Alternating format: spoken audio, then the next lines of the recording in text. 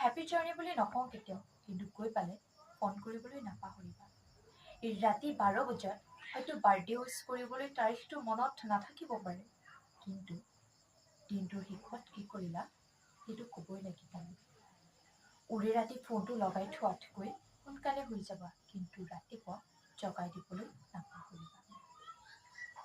হয়তো দামী ৰেষ্টুৰেণ্টত খুৱাবলৈ মোৰ হাতত পইচা নাথাকিব পাৰে, কিন্তু সেই আবেলিৰ সময়কণ এই ৰঙা চাহৰ কাপ হাতত লৈ নিশ্চয় কথা পাতিম।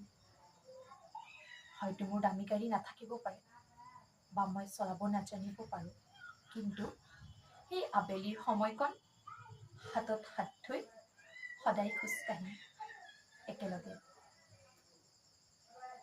ক'ব পাৰোঁ যে ভালে থাকা বুলি কেতিয়াও নকওঁ, কিন্তু বিশ্বাস কৰা ভালে ৰাখিম সদায়।